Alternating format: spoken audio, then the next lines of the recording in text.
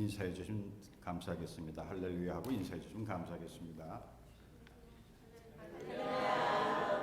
할렐루야, 반갑습니다. 잠깐 기도하겠습니다. 아버지 하나님,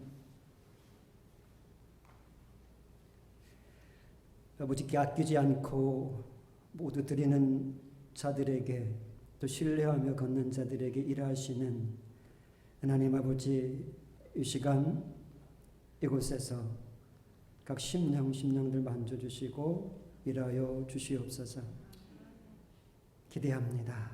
예수님 이름으로 기도하였습니다. 아멘.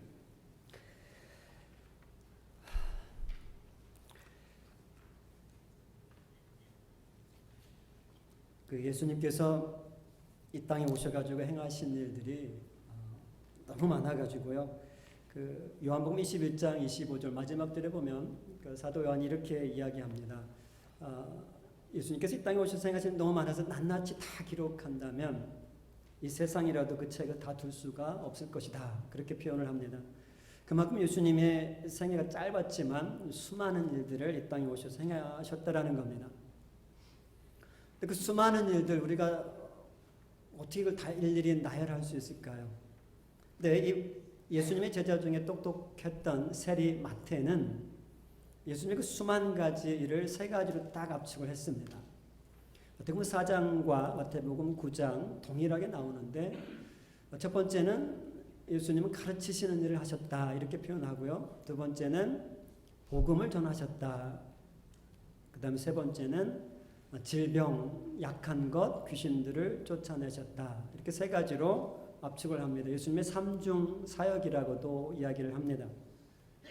예수님께서 행하셨던 이 세 가지 사역을 저는 한 가지로 또 줄여봤습니다. 예수님이 가르치셨는데, 예수님의 가르침을 보면 참 많이 가르치셨지만 예수님 가르침의 그 핵심이 무엇일까를 생각해 봤습니다. 예수님의 가르침은 산상수훈에서부터 시작됩니다. 이 산상수훈, 무슨 말씀을 가르치셨을까 했을 때 그 말씀은 하나님 나라 백성들이 지키고 따라야 될 헌법, 법과도 같은 것입니다. 하나님 나라 백성들이 지켜야 될 말씀이 산상수훈입니다. 그리고 마태복음 5장의 5장, 6장, 7장의 산상수훈이 있고요.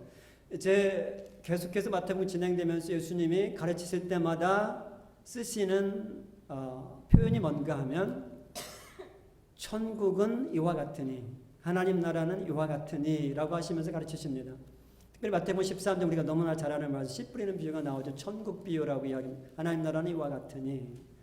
그러니까 예수님의 가르침의 핵심은 하나님 나라 혹은 천국이었다라는 겁니다.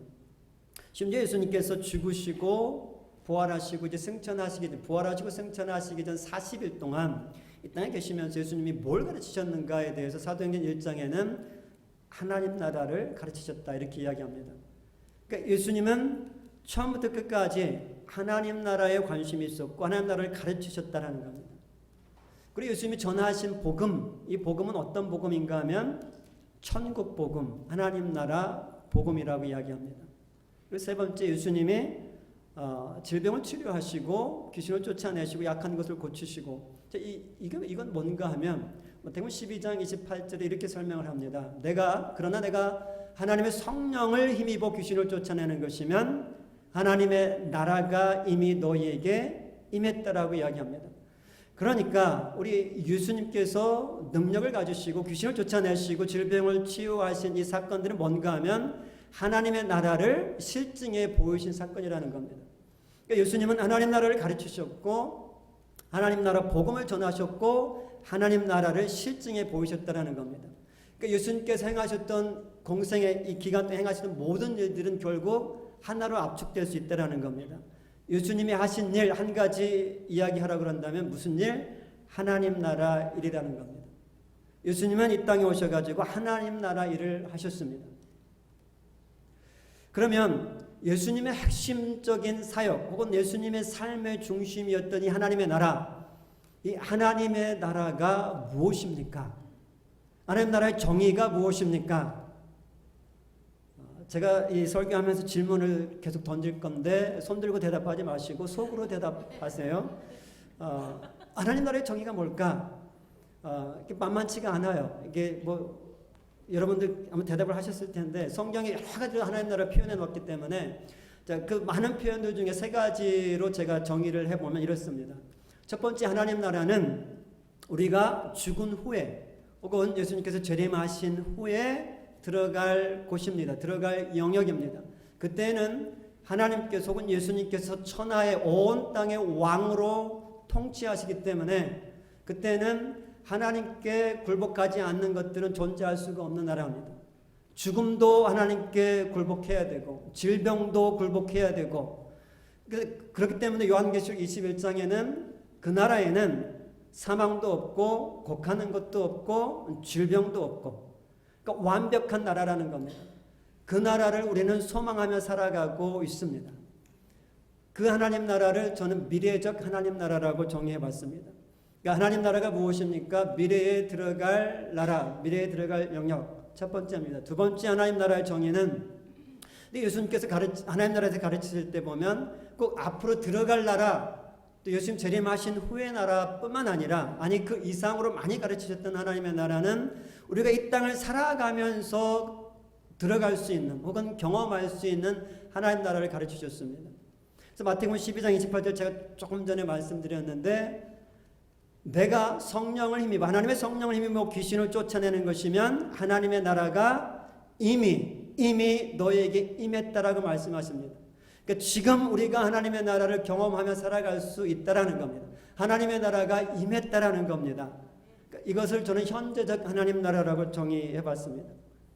세 번째 하나님 나라 정의는 시간적인 개념도 아니고요, 공간적인 개념도 아니고 이 하나님 나라는 헬라어로 바실레이아 투 테우라고 그럽니다. 뭐라고 잘 모르겠죠? 바실레이아 투 테우, 바실레이아라는 게 우리나라 말, 우리 한국어로 나라라고 번역했는데 본래적인 바실레이아 의미는 뭔가 하면 통치입니다. 통치 혹은 주권. 그러니까 이 하나님의 나라라고 했을 때 세 번째 정의는 하나님의 통치라는 겁니다. 시간적 개념 아니고 공간적 개념 아니고 통치적인 개념입니다. 자, 하나님 나라가 무엇입니까? 세 가지로 제가 정의를 했습니다. 미래적인 하나님의 나라, 현재적인 하나님의 나라, 하나님의 통치. 자, 이 세 가지 하나님 나라 개념들 중에 제가 오늘 말씀을 나누고 싶은 것은 이 현재적인 하나님의 나라입니다. 이 현재적인 하나님 나라에 초점을 맞춰서 제가 말씀을 나누려고 그럽니다. 우리가 여호수아 1장의 말씀을 읽었는데 우리가 너무나 잘 아는 말씀입니다. 하나님께서 모세를 통해서 애굽에서 노예 생활하던 이스라엘 백성들을 이제 출애굽시키셨습니다. 근데 안타깝게도 모세가 이들을 가나안 땅으로 이끌기 전에 모세는 죽습니다. 그리고 이제 여호수아 1장에서 하나님께서 이제 모세의 후계자인 수종자인 이 여호수아에게 하시는 말씀입니다. 여호수아야, 이제 내 종 모세가 죽었으니 이제 너가 내 백성들을 데리고 가나안 땅으로 들어가라. 하나님께서 말씀하십니다. 이제 들어가라고 말씀하시면서 흥미롭게 말씀하신 것 중에 흥미로운 부분이 하나가 있는데 그게 뭔가 하면 내가 모세에게 말한 것 같이 내가 발바닥으로 밟는 모든 것은 다 너희에게 주었다라고 말씀하십니다. 자, 지금 이스라엘 백성들은 어디에 있습니까? 가나안 땅 안에 있습니까? 가나안 땅 밖에 있습니까? 가나안 땅 밖에 있습니다. 아직 안 들어갔습니다. 지금 요단강 동편에 있습니다. 요단강 동편에서 가나안 땅을 바라보고 있습니다. 근데 하나님의 말씀이 뭔가 하면은 내가 너희들이 밟은 모든 땅은 이미 너희에게 주었다. 그 말은 가나안 땅은 내가 너희에게 주었다라고 말씀하시는 겁니다. 지금 이들의 발을 밟고 있는 것은 가나안 땅이 아닙니다. 요단강 동편입니다. 근데 하나님이 주셨다라고 말씀하시면 가나안 땅은 누구의 것입니까? 누구의 땅입니까? 가나안 땅 백성들의 땅입니까? 아니면 이스라엘 백성들의 땅입니까? 속으로 대답하라고 해서 지금 대답 안 하고 계신 거죠? 이스라엘 백성들의 땅입니다.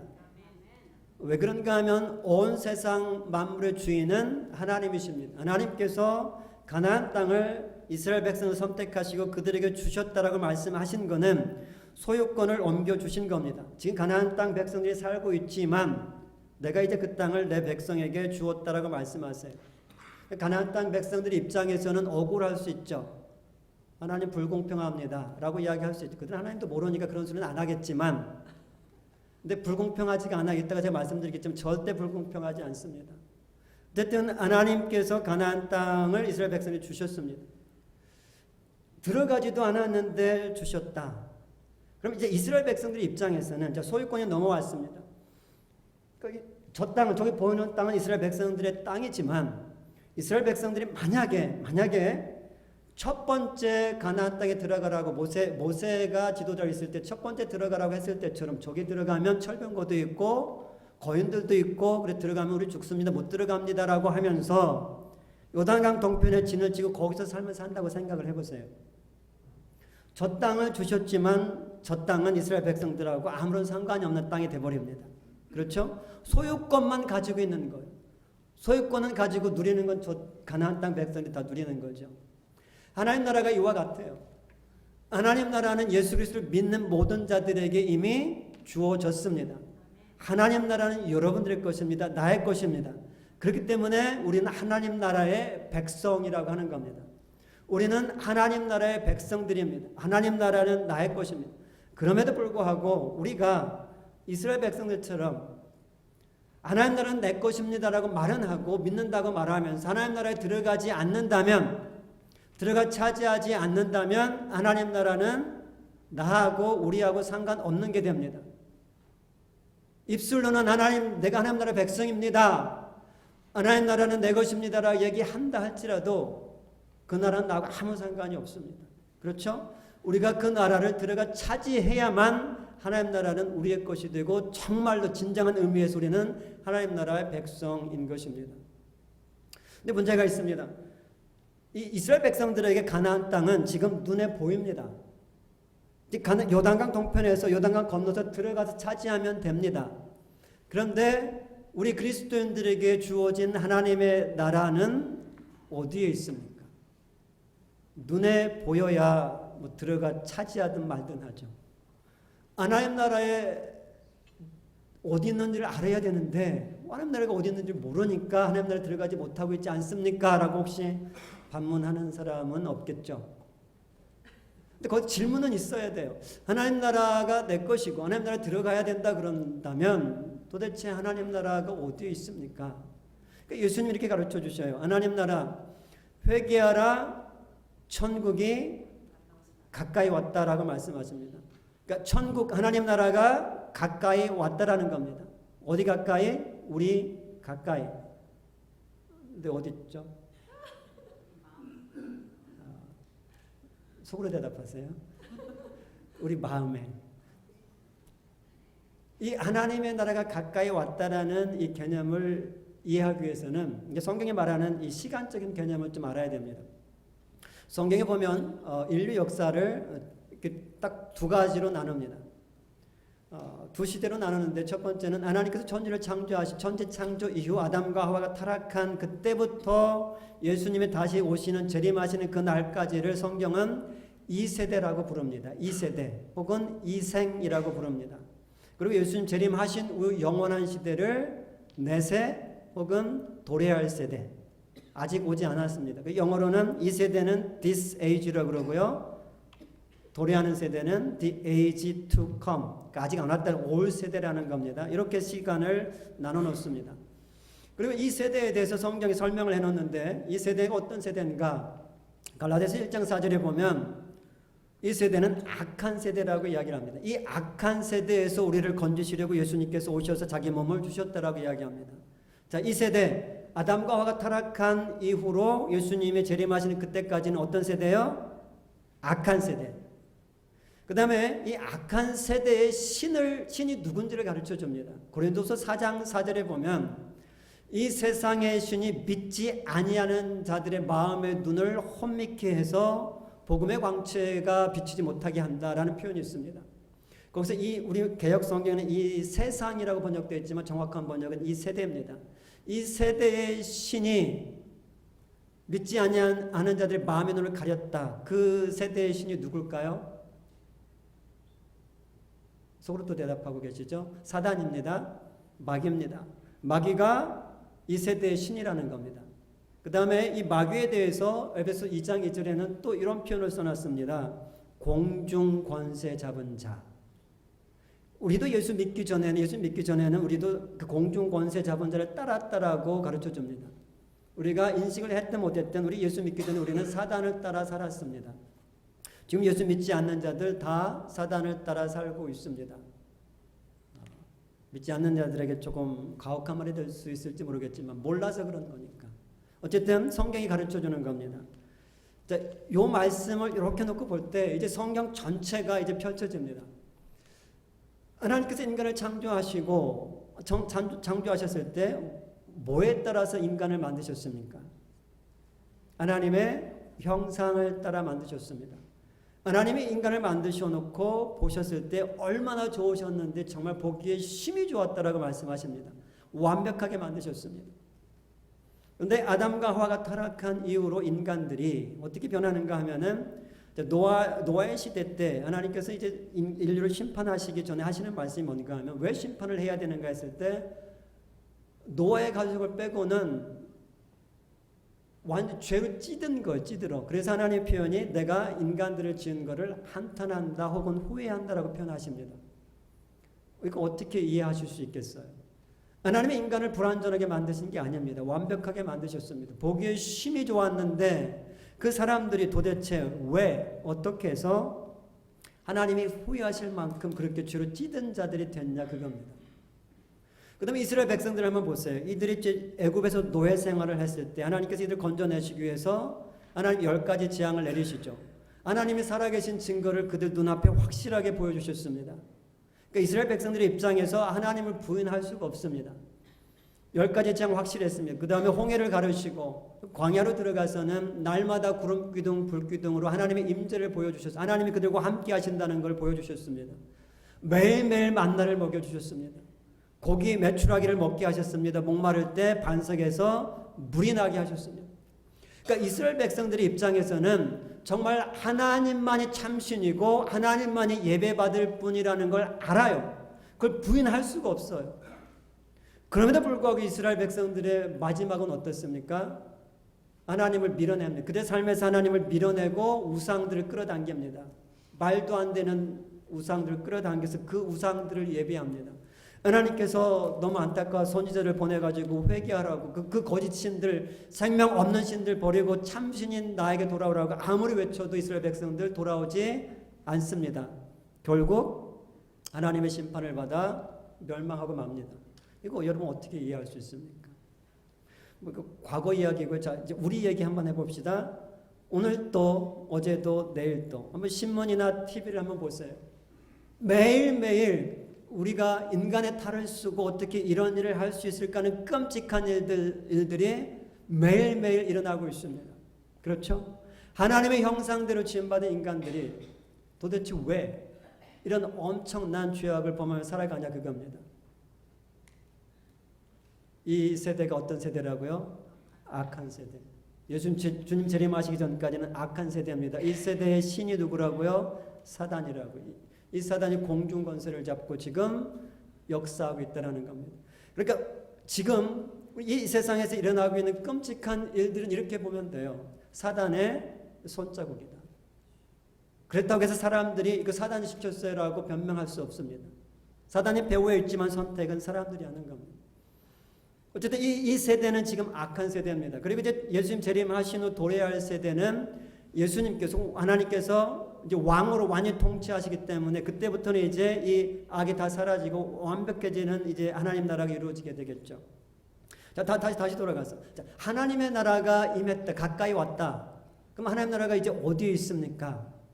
하나님 나라가 어디에서 어디로 왔다라는 겁니까? 하나님 나라는 이 악한 세대에 임했습니다.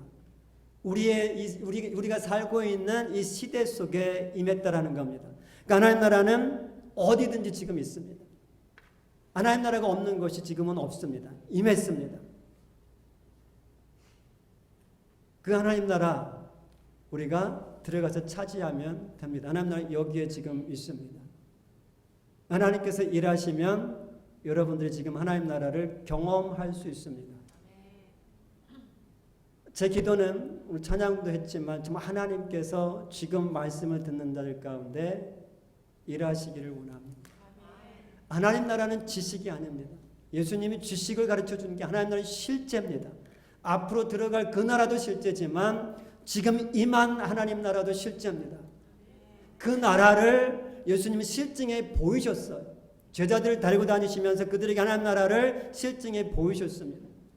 제 역할도 우리들의 역할도 그래야 됩니다. 하나님 나라를 소개할 뿐만 아니라 지식을 전할 뿐만 아니라 하나님 나라를 경험할 수 있도록 해야 됩니다. 하나님 이곳에서 일하여 주시옵소서. 그랬을 때 우리 안에 어떤 식으로 다양한 방식으로 하나님 나라가 경험이 되어지는 것입니다. 이제 우리 가운데 있는 이 하나님의 나라, 회개하라 천국이 가까이 왔다라고 예수님께서 말씀하셨을 때 이 천국이 가까이 왔다. 이거 예수님께서 선포하신 겁니다. 천국이 가까이 왔다. 이 어둠 속에 살아가고 있는 자들에게, 어둠에 찌든 이 어둠 속에 살아가고 있는 자들, 천국이 가까이 왔다 선포하시면서, 이 선포는 또 뭔가 하면 초대입니다. 왔으니까 어떡하라고요? 하나님 나라가 왔으니까 어떡하라고요? 들어와 살라고 말씀하시는 겁니다. 하나님 나라에 들어오라는 겁니다. 그 나라를 누리라는 겁니다. 근데 이 하나님 나라에 들어가 그 나라를 누리면서 그 나라를 확장해 가는 삶을 살기 위해서는 이게 믿는다고, 예수님을 믿는다고 그냥 저절로 이루어지는 것이 아닌 걸 알 수 있어요. 우리가 하나님 나라에 들어가 차지한다라는 개념은 이스라엘 백성들에게는 눈에 보여서 들어가면 됐지만 우리들이 하나님 나라에 들어가 차지한다는 개념, 눈에 보이는 하나님 나라가 아니기 때문에, 자, 하나님 나라가 임했다라고 얘기했을 때, 예수님께서 하나님 나라가 가까이 왔다라고 이야기했을 때 그 하나님 나라는 제가 정리해드린 세 가지 하나님 나라 중에 뭐겠습니까? 미래적 하나님 나라겠습니까? 현재적 하나님 나라겠습니까? 하나님의 통치겠습니까? 하나님의 통치입니다. 예수님께서 하나님의 통치권을 가지시고 임하셨다는 겁니다. 그러니까 하나님 나라가 가까이 왔다, 천국이 가까이 왔다, 하나님의 통치가 임했다라는 겁니다. 이 악한 세대, 이 어둠을 주관하고 있는 이 사단이 지배하고 있는 이 악한 세대에 예수님께서 하나님의 통치권을 가지고 임하셨다라는 겁니다. 그러니까 우리가 하나님 나라에 들어간다라는 것은 하나님의 통치를 내가 받아들여서 살아간다라는 겁니다. 하나님의 다스림을 받으며 살아간다라는 겁니다.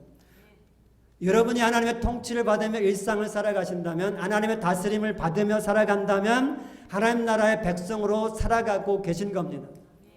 반대로 여러분의 뜻대로 여러분이 계획하고 여러분의 마음대로 살아가고 있다면 하나님 나라가 주어졌지만 이스라엘 백성들처럼 요단강 동편에서 살아가고 있는 거예요. 들어가지 못하고 살아가고 있는 겁니다.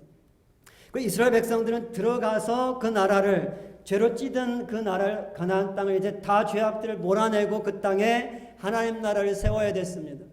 우리도 동일합니다. 우리가 이제 하나님의 통치를 받으며 살아가는 목적이 뭔가 하면 우리 주변에, 우리 삶 가운데서 이 죄악들을 몰아내면서 내가 가는 곳마다, 내가 밟는 땅마다 하나님의 나라가 임하도록 하기 위함입니다.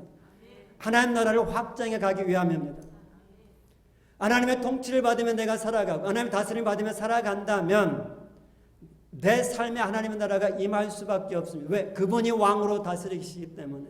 내가 내 삶의 주인이 아니고 내가 내 삶의 왕이 아니고 그분이 왕이시기 때문에 그분이 하라는 대로 하고 그분의 뜻 가운데 걸어가기 때문에 내가 가는 곳마다 기적들이 일어날 수 있습니다. 하나님 나라가 보여줄 수 있습니다.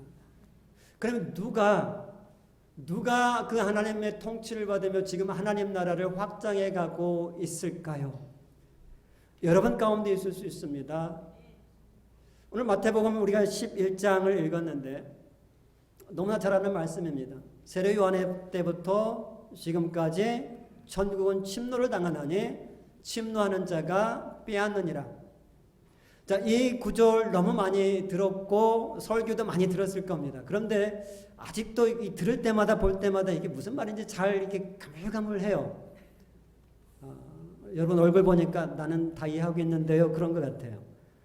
근데 저는 뭐 신학도 공부하고 뭐 공부도 많이 하고 목사도 하고 그랬는데 몇 년 전까지 저도 계속 볼 때마다 가물가물했거든요.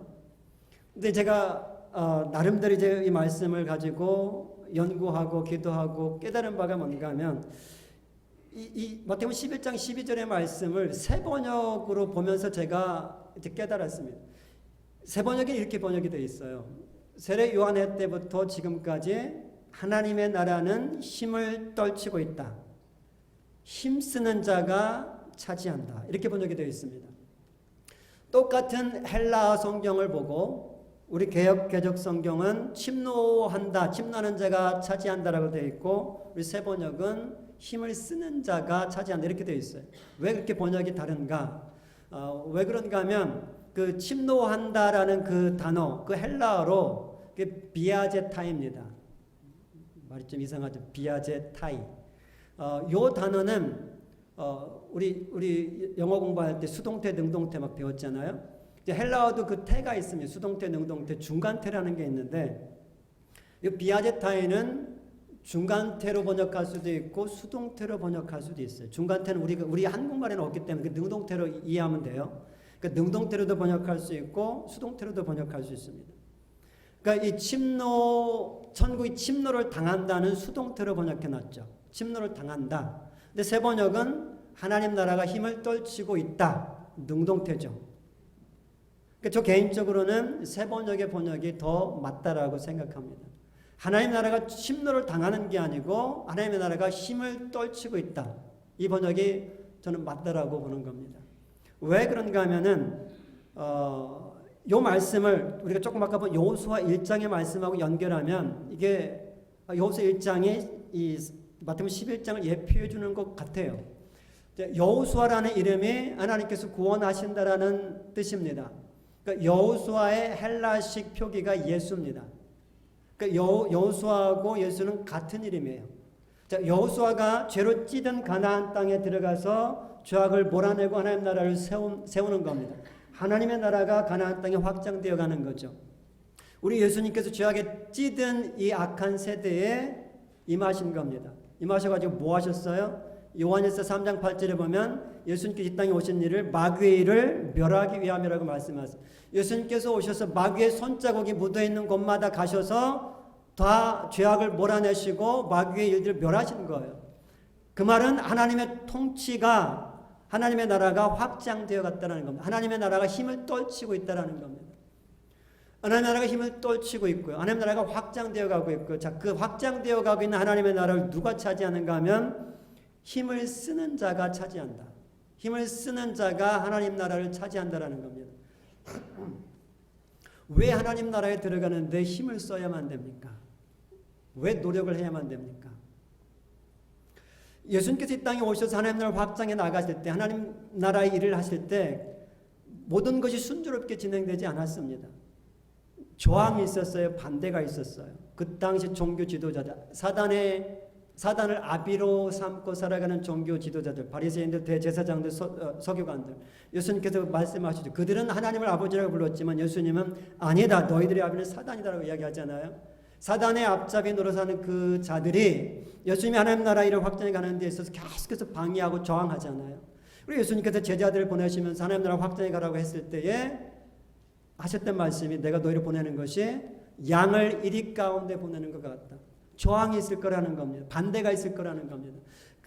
우리에게도 똑같아요. 우리가 하나님의 통치를 받으면서 우리 삶 가운데 하나님 나라 확장해 가는 것이 쉽지가 않습니다. 왜요? 저항이 있어요. 사단이 이 세대의 신으로 역사하고 있습니다. 그래서 어떻게 해야 된다고요? 힘을 써야 된다고요. 예수님께서 예루살렘을 거니실 때 누가복음 13장에 보면 어떤 사람이 이런 질문을 합니다. 선생님, 구원받는 자가 적습니까? 이렇게 질문해요. 왜 많습니까가 아니라 적습니까라고 했는지 모르겠지만 어쨌든 적습니까라고 질문을 해요. 그때 예수님의 대답이 이렇습니다. 좁은 문으로 들어가라. 좁은 문으로 들어가기를 힘쓰라. 들어가고자 하나 들어가지 못하는 자가 많을 것이다. 이렇게 표현합니다. 예수님의 말씀입니다. 자, 거기서 좁은 문으로 들어가기를 힘써라라고 말씀하세요. 거기서 힘쓰다라는 단어는 우리가 운동선수들이 금메달 따기 위해서 승리하기 위해서 훈련할 때 쓰는 그 단어하고 똑같아요. 혹은 군인들이 전쟁에서 승리하기 위해서 훈련할 때 쓰는 그 훈련하다가 단어하고 똑같습니다. 훈련하라는 겁니다. 좁은 문으로 들어가기를 훈련하라 라는 말씀이에요. 그리고 예수님께서 또 어떤 구절에서는 하나님 나라에 들어가는 것을 이야기하시면서 내 오른쪽 눈이 죄를 범하게 하거든 어떻게 하라고요? 빼버리라고 말씀하시죠. 한쪽 눈을 가지고 천국 들어가는 것이 두 눈 가지고 지옥 가는 것보다 나을 것이다. 여러분 양쪽 눈 다 갖고 계시죠? 죄를 안 져서가 아니죠. 이거 과장법입니다. 눈 빼면 안 돼요. 근데 이 과장법이지만 그 과장법을 통해서 예수님이 하고자 하시는 말씀이 있으신 거예요. 눈 빼라 이게 아니고 그만큼 죄와 싸워서 승리하라는 겁니다. 죄하고 타협하지 말라는, 눈을 빼는 그 심정 가지고 죄하고 싸우라는 거예요. 그래야 천국 들어간다는 겁니다. 우리가 하나님의 통치를 받아 살아가면서 우리 주변에 하나님 나라를 확장해 가는데 수많은 유혹과 저항이 있습니다. 훈련받지 아니하고 하나님 나라의 삶을 살 수가 없습니다. 예수 믿으면 저절로 하나님 나라에 들어가서 하나님 나라를 누리는 것이 아닙니다. 목사님 위험한 발언 하시는데요. 예수 믿으면 천국 가는 거 아닌가요? 맞습니다. 예수 믿으면 천국 갑니다. 근데 문제는 뭔가 하면은 믿는다라는 게 뭔지를 우리가 잘 알아야 됩니다. 예수 믿는다라는 거. 예수 믿어서 천국 간다. 그게 복음인데 근데 예수님이 가르치신 복음의 일부분이지 전체 복음이 아닙니다. 예수님이 가르치신 복음은 하나님 나라 복음입니다. 믿음 천당 이 개념이 아니에요. 예수님이 전하신 복음은 하나님 나라 복음으로서 이 땅에 하나님의 나라가 임했고 그 나라에 들어와 살아가면서 그 나라를 확장해 가며 앞으로 도래할 그 하나님 나라를 소망하며 살아가라. 이것이 하나님 나라 복음이에요. 근데 우리가 예수 믿고 천국 가는 이 개념을 잘못 이해해가지고 그냥 나 믿으니까 천국 갈 거예요. 믿으니까 나는 천국 가요. 그래서 훈련을 받지 않습니다. 훈련 안 받으니까 어떤 일이 발생해요? 이 땅에서 하나님 나라 누리지 못합니다. 요단강 동편에 살고 있어요. 그냥 하나님 나라 보고만 있어요. 하나님 나라 나하고 상관없는 삶을 살아가고 있는 자들이 많이 있습니다. 예수 믿는 자들은 정말 믿는 자들은 반드시 훈련을 받으셔야만 됩니다. 이건 선택이 아닙니다.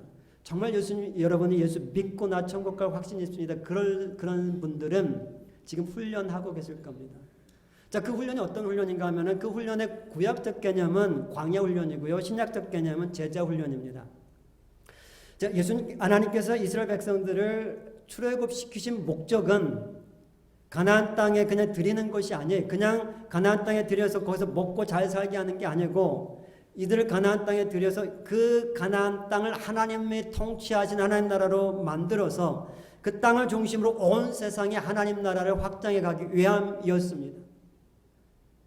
그러니까 이스라엘 백성들이 300년 동안 430년 동안 애굽에서 죄악된 세상에서 살았습니다. 4세대가 죄악된 세상에 살다가 거기서 나왔습니다. 나오자마자 이들이 하나님의 통치를 받으며 하나님의 말씀대로 살 수 있을까요? 이게 되지가 않아요. 가나안 땅에 바로 들어가면 가나안 땅을 다시 죄악으로 이들이 만들어버릴 겁니다. 죄악된 세상으로 만들어버리든지 아니면 가나안 땅 백성들하고 동화되어서 살아갈 겁니다. 그래서 하나님께서 광야에서 이들을 훈련시키시는 겁니다. 광야 훈련의 목적 신명기 8장에 나와 있습니다. 내가 너희를 광야에 40년 동안 돌게 한 것은 너희들이 내 입에서 나오는 모든 말씀대로 사는지 안 사는지 알게 하기 위함이다. 이렇게 말씀하십니다. 그러니까 결국 하나님의 광야 훈련의 목적은 뭐였는가 하면 하나님의 말씀하시면 토를 다는 게 아니에요. 이해가 안 되는데 이게 아니고 말씀하시니까 그분이 왕이세요.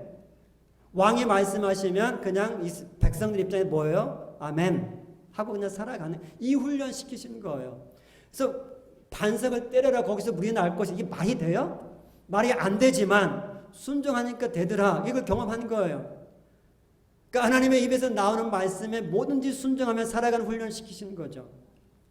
그렇게 하고 나서 이제 이 가나안 땅에 들어갔을 때 그 땅의 죄악을 몰아내고 그 땅을 정말 하나님이 다스리시는 나라로 만들 수 있는 거죠.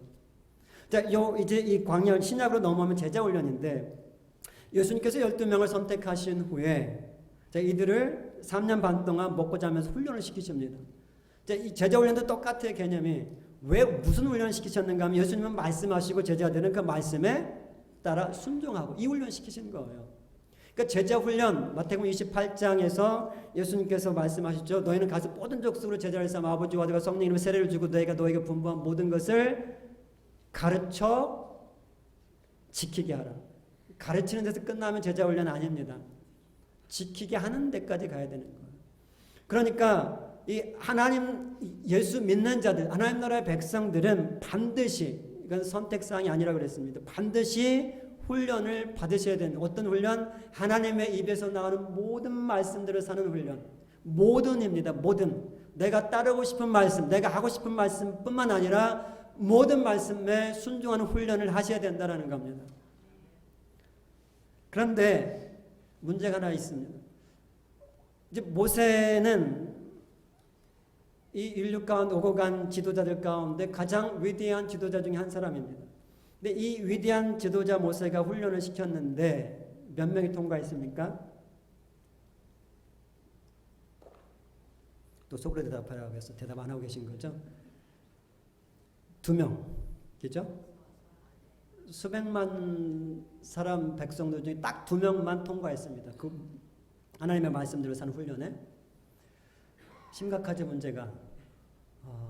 근데 이제 더 심각한 문제는 뭔가 하면 모세보다 더 훌륭한 지도자인 예수님께서 12명을 3년 반 동안 먹고 자면서 훈련시켰는데 몇 명이 통과했습니까? 통과한 사람 없죠. 예수님 선생님 십자가에 달려 돌아가서 다 부인하고 다 도망갔죠. 하나님 나라의 백성답게 살기 위해서 하나님의 통치를 받으면서 하나님 나라 확장해가는 삶을 살기 위해서 훈련을 받아야 된다고. 하나님의 입에서 나오는 모든 말씀대로 예수님께서 분부한 모든 말씀대로 사는 훈련을 받아야 된다고 그랬는데 최고 훌륭한 지도자에게 훈련 받았는데도 2명 제로였다면 뭐 훈련 받으나 마나 아닌가요? 라고 생각이 되죠. 근데 그게 끝이 아닙니다. 예수님께서 12명을 이제 승천하시기 전에 다시 불러놓고 이렇게 말씀하세요. 이제 마태복음 28장 아까 제가 드린 말씀인데 조금 전에 며칠 전에 자기를 부인한 제자들 모아놓고 얘들아 너희는 모든 족속에 가서 제자를 삼아라 이렇게 말씀을 하세요. 예수님은 이제 조금 있으면 올라가셔야 돼요. 승천하셔야 돼요. 예수님 때를 아세요. 그런데 분명히 예수님이 이 땅에 오신 목적이 하나님 나라였고 이제 자신은 가시면서 제자들에게 이 하나님 나라 사역을 일임하고 가셔야 되는데 3년 반 동안 가르쳤어도 싸게 놀아내. 안 돼. 그런데도 불구하고 이들 또다시 불러놓고 또 이야기를 하세요. 예수님의 마음이 어땠을까요? 그러니까 12명 훈련시켰는데도 안 됐지만 훈련시키지 않은 사람들은 뭐 더 안 되겠죠. 훈련시켜도 안 됐는데. 그러니까 예수님에게는 선택사항이 없어요 지금. 가기는 빨리 가야 되는데 아이고 어떡하냐. 뭐 한 번 믿어보지 뭐. 얘들아 제발 부탁하니까 이번에는 2번째 기회 주니까 성공해. 내 말씀대로 살아봐. 이런 심정 가지고 예수님이 주셨을까? 그건 아니죠. 우리가 알고 있습니다. 예수님 확신을 가지고 제자들에게 이 사명을 주십니다. 그래서 이번에는 아셨습니다. 이 제자들이 하나님 나라 사명 이룰 수 있을 거라는 거 아셨어요. 어떻게 하셨을까? 예수님이 제자들을 신뢰하셨을까? 제자들을 신뢰하지 않습니다. 예수님이 제자들을 신뢰해서 그런 게 아닙니다. 제자들은 신뢰할 수 없는 자들인 거 예수님은 아세요. 그러면 도대체 어떠한 확신을 가지고 무엇 때문에 제자들에게 다시 이 사명을 주셨을까? 성령님이십니다. 예수님께 제자들 그래서 너는 내가 약속한 걸 줄 때까지 올 때까지 예루살렘 떠나지 말라. 그 약속하신 것이 뭐예요? 성령님이시죠. 그래서 사도행전 1장 9절에 오직 성령이 너에게 임하시면 너희가 권능을 받고 예루살렘과 온 유대와 사마리아 땅 끝까지 이르러 내 증인이 되리라. 땅 끝까지 하나님 나라를 확증할 수 있을 것이다. 관건은 성령님이십니다. 이제 대답이 나왔습니다. 결론이 났어요. 우리가 하나님의 통치를 이 악한 세대에서 사단이 신으로 있는 이 악한 세대에서 하나님의 통치를 받으면서 내 삶의 주변에서부터 하나님 나라 확장해 가기 위해서는 하나님의 모든 말씀, 하나님의 입에서 나오는 모든 말씀대로 사는 훈련, 이게 첫 번째입니다. 이거 하셔야 되고, 두 번째는 성령님이 지금 어디 계십니까? 우리 안에 계시죠? 이 성령 하나님과 동행하는 훈련을 하셔야 됩니다. 사도행전 읽어보면 제자들이 성령께서 가라사대, 성령께서 가라사대, 이 제자들은 성령님과 동행하는 삶을 살았기 때문에 이렇게 가능했던 거예요. 사실 구약에서도 하나님께서 이스라엘 백성들 안 되는 거 아셨어요. 그래서 메시아를 약속하셨고, 메시아를 약속하실 뿐만 아니라 성령까지 구약에서 약속하셨어요. 성령, 내가 새 영을 부어주리니, 에스겔서, 에레미야에서 새 영을 부어주리니 굳은 마음이 지어지고 부드러운 마음이 들어가서 이제 내 말씀대로 살게 될 것이다. 그러니까 우리가 하나님의 말씀대로 살 수 있는 비결은 성령의 도우심이 있어야 된다는 겁니다. 내 안에 오신 성령님을 내가 무시하고 살아가더니 그분과 동행하지 않고 내 마음대로 살아가면 내 힘 가지고 하나님의 말씀대로 살아가는 건 100% 실패합니다. 하나님의 말씀대로 사는 훈련 성령님과 함께 해야 됩니다. 함께. 그래서 성령 하나님은 인격자이십니다. 내가 무시하면, 내가 성령을 무시하고 내 마음대로 살아가면 성령과 동행하지 않게 되고 성령의 도우심이 없게 되고 내 힘 가지고 살아가는 겁니다. 안 됩니다. 근데 이제 여기서 제가 훈련에 대해서 말씀을 드려야 되는데 여기서 훈련까지 말씀드릴 수 없고요. 어쨌든 훈련을 잘 받으셔야 됩니다. 하나님의 입에서 나오는 말씀, 하나님의 말씀대로 사는 훈련을 잘 받으셔야 됩니다. 그 다음에 성령 하나님과 동행하는 훈련도 잘 해야 됩니다. 훈련을 다 하는데 잘 하지 못해서 하나님 나라의 삶을 살지 못하는 자들이 많이 있습니다. 하긴 하는데 잘 하셔야 돼요. 그럼 잘하는 비결이 뭔가? 그거는 다음 시간에 말씀드리겠습니다. 시간이 없어서 이제 결론을 맺겠습니다. 우리 교회가 존재하는 이유, 하나님께서 교회를 세우신 이유가 뭔가 하면 우리 교회를 위함이 아닙니다.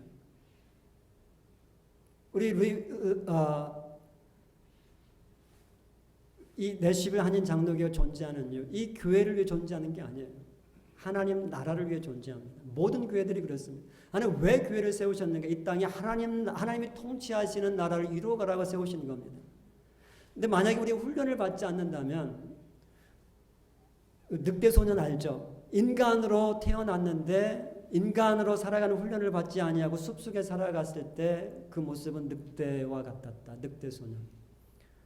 우리가 하나님 나라의 백성으로 거듭났는데, 태어났는데 훈련을 받지 않고 살아간다. 영적인 늑대 소년. 우리 내시빌 한인 장로교회 영적 늑대 소년이 하나도 없기를 바랍니다. 그러려면 훈련하셔야 됩니다. 그러니까 훈련, 군대 다녀오신 분들 훈련 지겨운데 또 훈련하라고. 그럼 천국 포기하는 거 똑같은 겁니다. 여러분 훈련 받으셔 보세요. 하나님 나라를 한번 누려보세요. 하나님 나라 누리지 못해가지고 그러니까 하나님 나라 누려보시면 그것처럼 좋은 게 없습니다. 하나님 나라 여기서 누려보시면 여기서 죽음도 두렵지 않아요. 하나님 나라 누리지 못하고 살아가니까 이게 훈련하면 이게 벌써 이게 경기가 꼭 해야 돼요. 해야 됩니다. 반드시 해야 됩니다. 여러분이 훈련을 말씀대로 사는 훈련, 성령님과 동행하는 훈련 하지 않으시면 천국 보장 없습니다. 다 예수 믿는데요. 믿음을 잘 이해하셔야 됩니다. 그럼 예수님께서 산상수훈의 말씀, 원수 사랑하라, 뭐 의를 위해서 핍박을 받, 이런 얘기 하실 필요가 없으셨어요. 믿음으로 구원받으면 다 끝났으면. 그렇지 않아요. 믿는 자들은 반드시 하나님 나라의 백성으로서 마땅히 살아가야 될 삶을 살아가야 됩니다. 하나님 나라를 여기서 누리면 저 도래할 하나님 나라하고 이 현재의 하나님 나라가 연결이 되어지는 겁니다. 그래서 하나님 나라를 맛보면 이 땅에서 맛보는 하나님 나라는 일시적이고요. 완벽한 건 아니에요. 근데 앞으로 도래할 하나님 나라는 완벽한 하나님의 나라입니다. 여기서 맛보는 하나님 나라가 얼마나 좋은지 이걸 경험하신 분들은 저 나라가 사모 되어져. 왜? 이 땅에서 맛봐도 이렇게 좋은데 저 나라가 뭐 얼마나 좋을까? 이 나라가 저 나라가 사모가 되어지고요. 또 하나님 나라를 여기 땅에서 맛보며 살아가다가 저항이 있어요. 아픔이 있어요. 핍박이 있어요. 그래도 저 나라가 소망이 되어져. 왜? 이 땅 힘들어요. 살아가는 게 힘들어. 저 땅 가면 그거 없거든요. 힘든 거 없거든요. 그래서 저 나라가 또 사모되어지는 거예요. 하나님 나라를 소망하며 살아가고 계십니까? 모두가 그렇게 되기를 원합니다. 같이 기도하겠습니다. 아버지 하나님 감사합니다. 하나님의 선택하신 귀한 우리 내시배 한인장로교회 하나님 나라의 백성들 이들에게 다시 한번 우리 주님께서 주신 하나님 나라 복음을 전했습니다. 하나님 아버지, 이들 모두가 하나님 나라의 백성들처럼 살아가게 하옵소서. 하나님의 입에서 나오는 모든 말씀대로 살아감으로 또 우리 성령 하나님과 동행하는 이 삶을 훈련해 감으로 하나님 이들의 개인의 삶에, 가정의 삶에, 직장의 삶에, 또 우리 전체 교회 안에, 또 이 지역 사회에 우리 하나님의 나라가 실제로 경험되어지는 그 축복이, 하나님 그 은혜가 이 내시배 한인장로교회 또 성도들 가운데 임하게 하여 주옵소서. 감사드리며 예수 그리스도 이름으로 기도하였습니다.